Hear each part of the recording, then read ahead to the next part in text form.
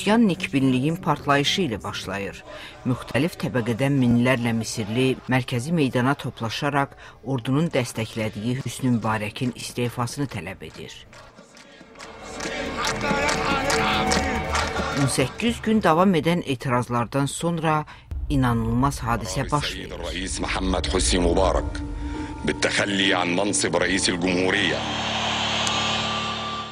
Cənab Mübarək vəzifəsindən istefa verir.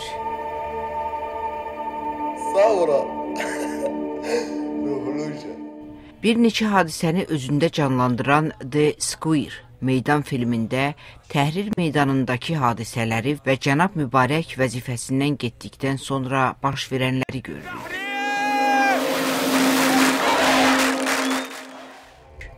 İnqilaba Əhməd kimi dünyəviçi gənclər başladı.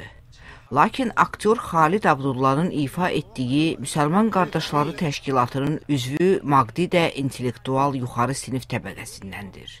Kərim Əmir filmin rejissorudur. What we hope to do was to, as being one of the only camera teams that was 18 gündən sonra meydanda qalan az sayda kameralardan biri də bizimki idi. Və bizim məqsədimiz auditoriyanın emosiyalarını lentə almaq, tamaşaçılara Təhrirdə baş verənləri yaşatmaq idi. Giving people a slice of what it was like to live through Tahrir. Misirli general nümayişçilərin təhlükəsizliyinin qorunacağını desə də, sonradan ordu onlara qarşı çıxır. Ən ölümcül toqquşmalar 2011-ci ilin noyabrında baş verir. Meydanda müharibə idi, inqilab deyildi. Bütün bunlar ordunun yeni parlament seçkiləri keçirilməsini planlaşdırdığı zaman baş verir. Xalid Abdullah Misirli inqilabçılardan biridir.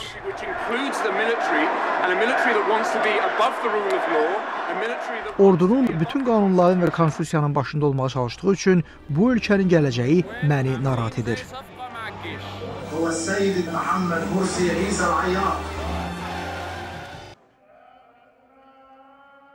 Lakin ordu qalib gəlir. 2012-ci ilin iyun ayında Müsəlman Qardaşlarının lideri prezident seçilir və hərbçilərlə işləməyə başlayır. Bu, Təhrir meydanında Mursiyə qarşı etirazlar başlanana qədər davam edir. 2013-cü ilin iyul ayında ordu cənab Mursini devirir və hakimiyyəti əlinə alır. Fikrimcə, siz filmdə də bunu görə bilərsiniz. Biz hazırda da qaranlıqdayıq. Siz orada olsanız belə, inqilabın nə ölçüdə olduğunu duya bilməzsiniz.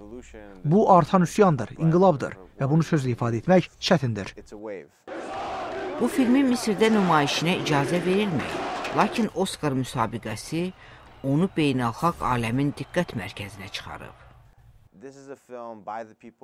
Bu film Misirlilər üçün tarixi film olardı. Oscar bu filmi Misir və Yaxın Şərqdə yayacaq. Bu tarixi bir film olacaq. Bu arada isə Netflix meydan filmini Amerika və Avropadakı abunəçilərinə göstərilməsinə yardım edir. Rejissor Kərim Əmir meydan filminin repressiv hökumətləri olan ölkələrə mesaj oldu.